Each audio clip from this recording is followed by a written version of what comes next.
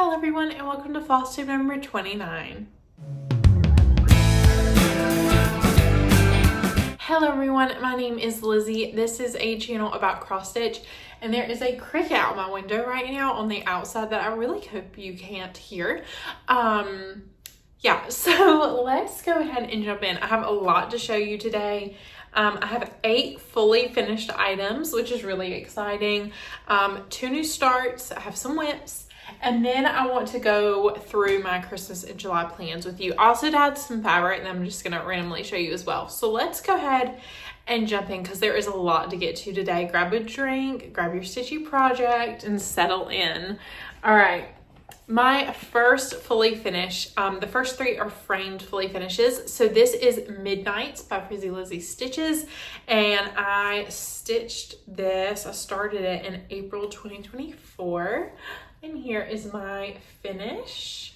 So I started this when the Torture Poets Department came out. The night that album came out, I started this because it is a Taylor Swift inspired pattern. This is from Frizzy Lizzy Stitches on YouTube. It is her pattern. I bought it off Etsy. And this beautiful frame is from Hobby Lobby. Most of my frames I am doing glass. This one, I bought this frame for it and it looked funny with the glass. I don't know why. So I still have the glass and I might go add the glass later, but it just looked funny. It really darkened the stitching. And it kind of made the frame not go with it anymore, but I love the juxtaposition of this like light bright with the chunky gold.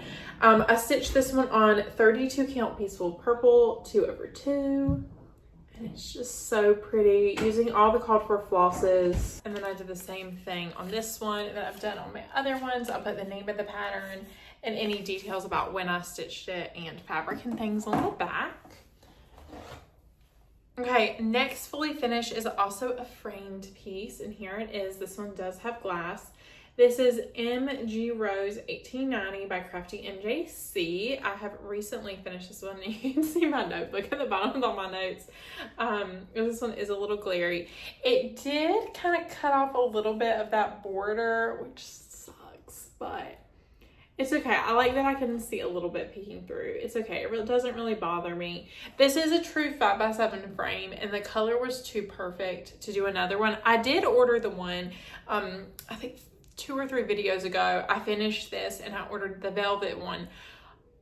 Not true to size at all. Like, it cut off like half my stitching. So I returned that one and then I went and found this one. And I do like it. It only cuts off a tiny bit of that border. You can still see some of it. So I really don't mind it at all. There is that. And then again, I did my details backwards on this one, so I'm gonna flip it over for you. And here is all my details, the pattern. I stitched it 1/2 on 36 count gunmetal, and then I put started September 24 and finished May 2025. So there is that fully finished, and this is a 5x7 frame, again from Hobby Lobby.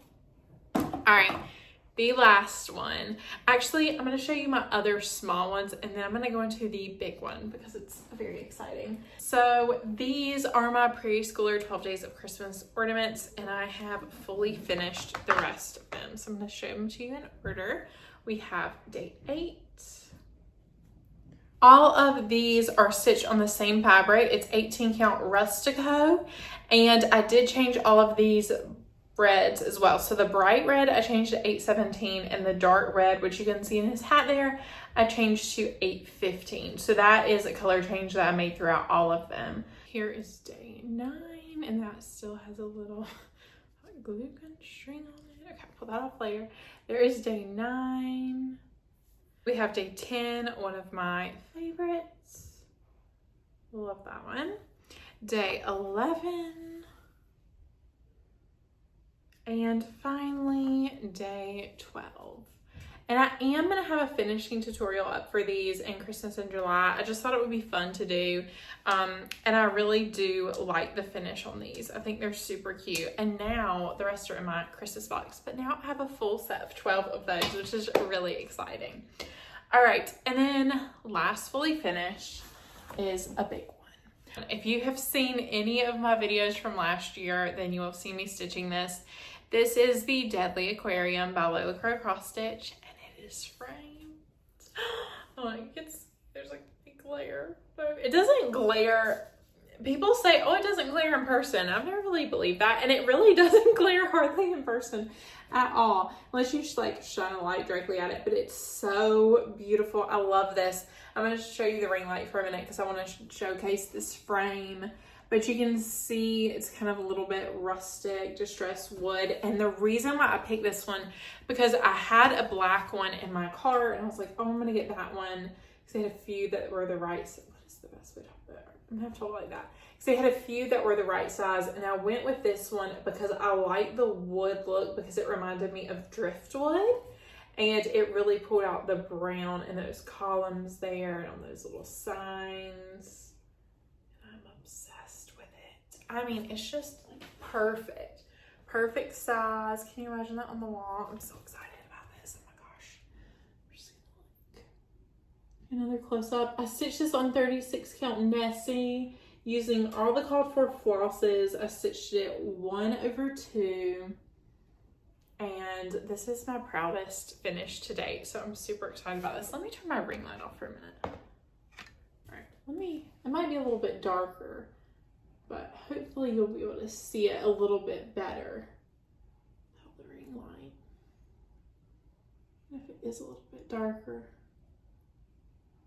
Still a little bit of glare, but it's not quite as bad. So yeah, there is that. I was super excited about this one. In the next 2 weeks, I'm going to start my gallery wall, I think. I really wanted to get a few more things framed. And as of right now, let me turn this back on. There we go. As of right now, I only have one other finished thing that I for sure want to frame that I don't have a frame for. Everything else that I want to frame has been framed. And I did buy 2 frames as well for WIPs, which I will show you once they become finishes. And I actually worked on both of those WIPs within the past 2 weeks. So I will tell you which ones those are when I get to them.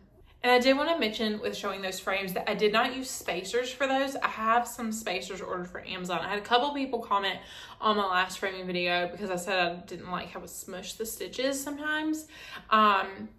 And the black frame or the brown frame for the Deadly Aquarium actually used like spacers I found on Hobby Lobby, but I've also ordered long bar spacers, which when I frame my mirror, I'm gonna try those on that frame just to see how I like it, because I can always go back and add them on anything I want to in the future.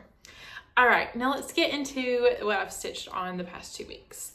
So the first one is actually a finish. This is Satsuma Street Nutcracker Suite by Satsuma Street. And this is the Snow Queen. And there she is. She is stitched on 14 count. I think it's 14 count. Yeah. 14 count ecru perforated paper. I used all the called for floss and beads, which there you go. You can see the beads better when we get up close. I did omit the sequins, and they stitched on silver perforated paper, which instead of doing that, I used a silver satin floss to fill in all those blank holes. I haven't cut this out yet because I'm gonna wait to do that when I fully finish her.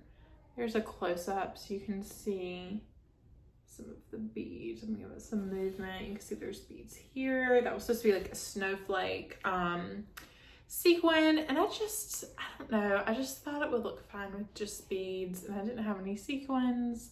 I thought I had ordered sequins, but I didn't, and I just really liked her with just the beads.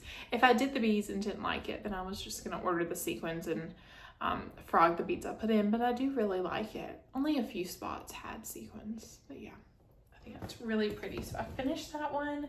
So I can start on the next one in that series. Our next one is a new start. I mentioned I was going to start this one in my last video.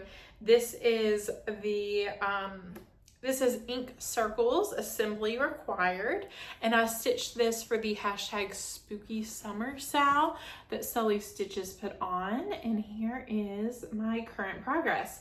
So I'm stitching this on all the called for, which is 30 count dolphin, and I'm using the called for floss, which is 4072, which is a variegated DMC, and you can just see how really nice and variegated it is. It's working up so nicely.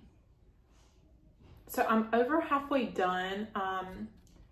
like half of his body is half of it. So basically I just have to repeat all this for here, and then he'll be done. And this only took me 3 days. So if I really sat down and worked on it a day, maybe 2, then he would be done. So I might do that soon, but I really like him. I think he's super cute. Then I have one more new start, a little bit of a early Christmas in July. Clips. A little bit of an early Christmas in July start, you might say. And this one is Mill Hill Buttons and Beads, Cafe Grande. This is one of the Christmas Village series. This one actually did start. I put in like 5 or 6 stitches on it on a different fabric, and the white was just ghosting. So I did restart it, but I only put in 5 or 6 stitches. So I don't know if it really counts. But here is what I currently have on this. Like I said, it's Mill Hill Christmas Village Cafe Grande. I'm stitching on 28 count dirty linen 2x2 using the called for or kitted flosses, I guess you would say. So you can see here, that's like the little board out front. So I'm starting at the bottom. That will eventually be a bench. Yeah, so it's about a day and a half's worth of stitching. I'm really excited to get to the fun part on this. I've been working on finishing my other 2 Mill Hill Christmas Villages, like fully finishing them, which I'm not there yet. They're in progress. But it made me really excited to start another one. So I started that one a little bit early before Christmas in July, but that's definitely going to be a focus piece for Christmas in July. Next up, we have Mirabilia Alice. And she has some good progress this week. I'm excited about her. And here is my progress. I've got this little board. It's making my fabric look really wrinkly. Here she is. So I'm going to show you the full thing. I got this board and I'm so excited about it because it's a lot easier to show you the full progress of her. So basically what I did is, I'm going to give you a close up in a second, but this one, I worked up the curtain to here, I think last time. And so I finished it out here. Now I didn't finish it out fully, but I started it and I've got the outline for the whole thing. I just have to fill in here. And then I also worked on this arch. That's the main thing I did, is I worked basically almost that whole thing. It had a little bit down here, but I worked almost that whole thing up, and I'm past the halfway point on it. So I basically just have to do the other side, and then that is all fill in. This has a lot of detail work, so you can see over here, like there's a chunk of white, and then you kind of have to figure that out to get to the other chunks. So she is coming along. She is so close. Like this side is like so beautiful. I just have to finish this side. And this is all fill in too. You can see where those holes are. There's a lot, I don't know if the camera's picking up. Maybe if I go like this, you can see here, that's a DMC Etoile, all right. That's a DMC Etoile, all right, in there. And then there's this like dark bronze color right there, and that's also DMC Etoile. So that is also making it take a little bit longer. I feel like the camera's really washing this out today. But yeah, she is coming along. This is one of the ones I bought a frame for. I bought a nice chunky black ornate frame for her, and I'm super excited about it. So that's definitely pushing me to want to get her finished too. She's so pretty. I would love to finish her by September. And I think that's a totally realistic goal. I don't know that I'm going to pick her up much in July, but I think finishing her by September is definitely a realistic goal that I could set for myself. So I've set it on video, so now I'm officially setting it. The next WIP I have to show you is Gilmore Girls, which is a pattern by Stitch Area on Etsy, and you do have to message the shop to get the pattern. And here is where I'm at. While I'm showing you the whole thing, I'll tell you that I'm stitching this on 32 count lamb's wool 2/2, and I'm using all the called for flosses for this one as well, which is a pretty limited color palette for such a big WIP. I will say I am running out of a few of them, like the yellow I'm running out of currently. I've definitely gone through, I'm on my second of 310, like my second skein of 310. And a few other of them, And a few of the other colors I'm running low, but I don't know that I'll necessarily need a second skein. I'm not sure how much more yellow there is. I might not need a second skein of that either, but I know I'm running very low on that yellow. So I've just continued working up here. I'm gonna give you a close-up of everything I've already done. So many little motifs in there. You can see right here, I added that little wine glass. And then mostly, is it a fuzz? It's a piece of fuzz. Okay, mostly what I worked on up here. I need to come back and finish that. I just haven't, but I filled in most of that heart. I did all of this motif and then that little gorilla mask. So I didn't do too much. I think I worked on this like a night or two. I think it was 2 nights. Because I remember filling this in one night and then coming back to it the next night and fully doing it. So yeah, it's coming along. This is the other one I bought a frame for, which is why I pulled it out. So that is my last WIP, and now I'm gonna go into my Christmas in July loose plans. I am gonna let myself start anything I want to, which I've never actually let myself do, so that'll be interesting. So I'm gonna let myself start anything I want to, and I'm not gonna show you the WIPs, my Christmas WIPs, because I do want to pick up and touch most of those. But I'm just gonna show you the new projects that I'm interested in. Some fabric I've dyed for one of these projects, and I dyed a few other pieces as well, so I'll show you that too. And then there's something else in here. Oh, and then I've also bought a few mill kits, which I'm putting in here. One of them I want to start, one of them I just want to show you because it is a new pattern to me. All right, so this is the Dimensions Gold Collection Christmas Village ornaments. I think these would be really fun to start. I think it would be fun to do one a year. What are they? There's the bakery, a little house, church, another house, Rudolph's Tree Farm, and Kringle's Toys. I would love to start this. This one feels like a big commitment to me though, so I'm not for sure I'll start it, but I would love to. This is one I definitely want to start. This is a new one. This is the Mill Hill First Responder Firefighter Santa, which my husband is a volunteer firefighter and my son is obsessed. He thinks he is a firefighter too. He will wake up in the morning and be like, "Mommy, do you know what kind of fire call I went to last night?" And will recount to me his pretend fire calls that he goes on, which is cute. So here are the flosses. I've put them on these disposable floss cards from Hobby Lobby just because I went and I knew this was coming in the mail. I knew I wanted to start it, but I also had Cafe Grande on my reusable floss cards. I will definitely buy more reusable ones. Like, these are nice, but it felt like such a waste using paper ones that I know I'll only be able to use once. So I definitely just need to invest in more reusable ones. I am going to use the perforated paper for this. And let me show you the beads. This is a new kit. I believe there's EMS and police officer as well, which is, they both have a dog. I think the police is a German Shepherd and the EMS is a golden retriever, if I'm remembering correctly. So there is that one. And then this one is the one I'm not going to start because I don't have fabric for it. And I definitely want to stitch it on fabric because it is a Christmas Village one. And this is the Holiday Square. And I love that you can see in the back the Cafe Grande, the Kringle's Toys, and the bookstore. Did I get that right? Yeah. Well, switch those two around. But I think that's really cool that you can kind of see in the background other ones that you have. And the button for this one is actually good. That Cafe Grande button is a little questionable. But this one's really cute. It's a snowman as well, so that's why I correlate them. But there's some beads, and there's our little snowman, and he's really cute. And we have some darker color beads as well, some golds and dark blues, and that green, the green petite velvet, which if you've stitched Christmas Mill, you will know those well. Another kit, I really want to start this. This is one I really, really want to start. This is the DMC Holiday Ornament Kit. This one comes with everything you need to stitch it, to finish it. Again, I put it on the floss cards from Hobby Lobby, and it is a tangled mess because there's so many. And I didn't have enough floss cards.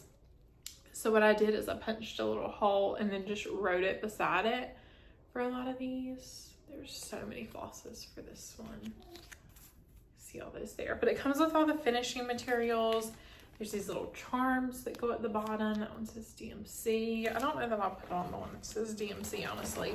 But I like the stars. So there is that one. This one I definitely want to be a new start. Okay, and then the last thing that I have kitted up that I might potentially start is Up on the Rooftop by the Tiny Modernist. I bought this pattern at the Jingle Ball in 2024, this past year, but you can buy it regularly too.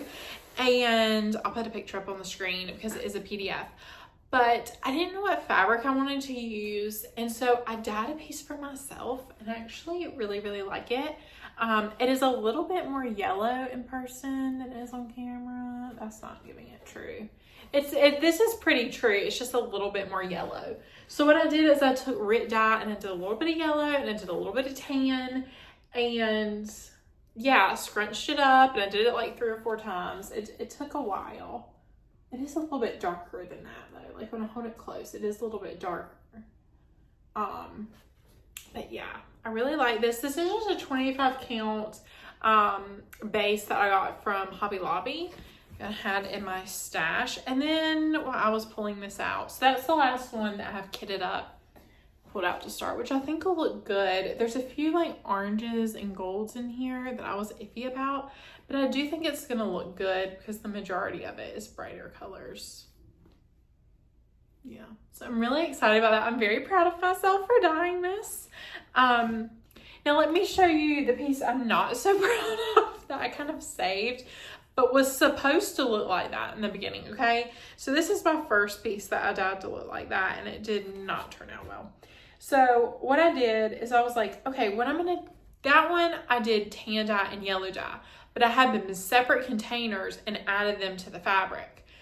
This one I mixed the yellow and the tan, and it did not turn out good. The reason why I'm explaining all this before I show it to you is because it's gonna look crazy. Actually, I'll go ahead and show it to you, okay? So I mixed the yellow and the tan together, trying to get this, and I got what is under this. So I got that. I was like, huh, it's really yellow. Like, I don't like how yellow that is. It's really, is that the side I like, or is that the side I like? Let me check. No, this isn't my favorite side. So you can definitely see yellow in this. Especially if I get close. Yeah, you can see the yellow a little bit more. You can see yellow in this. And I was like, oh, I hate it. Like, I hate it. So then I was like, let me add more tan. That did not help. It was still very yellow. And so then I said to myself, well, you know what? Let's turn it into Halloween fabric. Let's over dye it black. And this is what I got. The green color is what I got when I over dyed it black because of the yellow under it, I'm assuming. It's getting on my nerves, slapping. There we go. The yellow under it, I'm assuming. So then what I did is I took my son's pipette and I was like, let me just like, he has it to play with or whatever. I was like, let me put some black on there. So I did that and I really like it. I was kind of going for XG Designs grandpa's sleeve a little bit with like the splatters and things. And I'm thinking this will look really cool with like maybe a Teresa Koget or a Primitive Hair Halloween whip on it. So I don't hate it now, but it's just crazy that I was trying to go to this and it was too yellow and I ended up with this. So that was really cool. Kind of an unexpected surprise, but I love the piece of fabric now. I'm really excited about it. And then while I had them out, I was like, let me dye 2 more. So let me attach both of these to my board. So one of them was Touch of Pink Linen by Witchell. And I was hoping that dyeing it would soften it, and it did not. So I might just have to soften it too. And then I had a 14 count Aida that I knew I was probably gonna never use.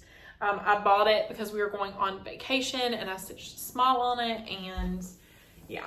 So this was the Aida, and basically what I did is I did a light blue, I think it was a royal blue RIT dye, a navy blue RIT dye, and then I took some gray.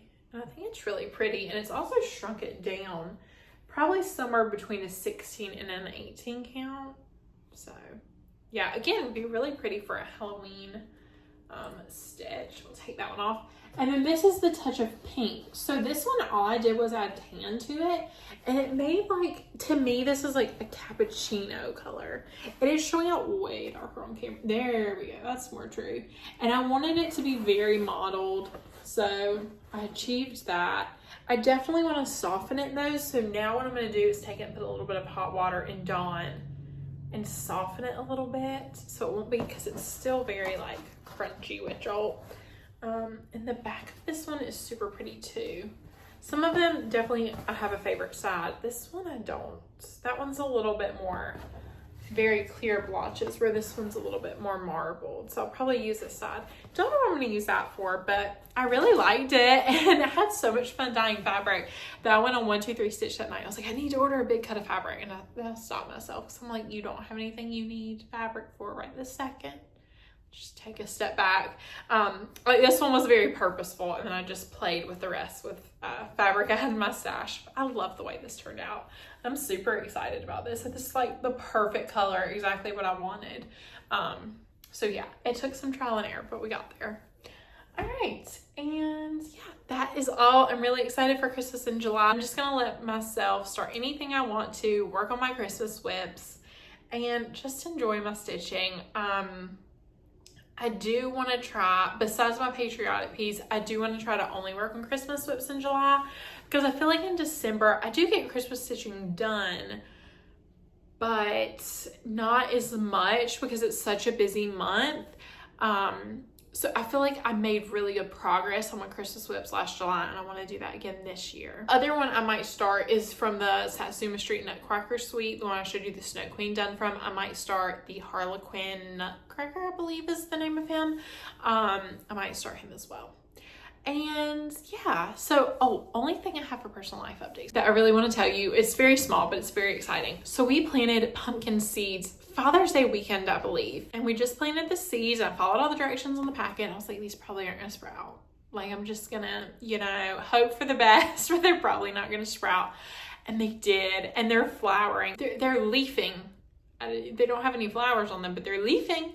So I'm very excited about those, and I think they're gonna grow, and I think we might actually have pumpkins. So I'm so excited. We've got 4 rows of them. 2 are a little bit longer, and then 2 are a little bit shorter, but I'm so excited about them, and I hope they grow, and I hope they have pumpkins. If you've ever grown pumpkins, then let me know some tips and tricks. I'm just very excited about them, and I hope we have little baby pumpkins soon. I think it said it takes 8 to 10 weeks for them to actually like produce a pumpkin. It said after they flower. So I don't know if that means there's going to be an actual flower on them, like with a strawberry plant, or if that just means like after they sprout. I'm going to have to do a little bit more research about that, because I just looked that up today, because I wasn't expecting them to sprout at all. But they've been sprouting for like a week and a half now. They actually sprouted a few days earlier than it said they would. So they are thriving, which is very exciting. All right, thank you so much for watching. I hope you've enjoyed. Thank you so much for everybody who left their comments of their Christmas in July plans last week. It was really fun. A lot of people commented specific patterns, like to go look up the ones I didn't know and things like that, which was really, really fun. So yeah, I will see you in 2 weeks with lots of Christmas in July whips. And I'm going to have lots of Flosstube extra videos in July as well. I'm going to have a lot of, I don't have the books right here with me, but I'm going to have a lot of Christmas cross-stitch book flip-throughs as YouTube, as Flosstube extras, because I know it would be really helpful for me if I could look those up a lot of times before I purchase the book. And that's not always available. So I kind of want to provide that to y'all in case you ever want to buy a vintage cross-stitch book, but you don't want to buy it not knowing if there's a pattern in it that you would want to stitch. So those are coming as well. So I will see you very soon. I hope you enjoy your 4th of July and get lots of stitching in. Bye guys.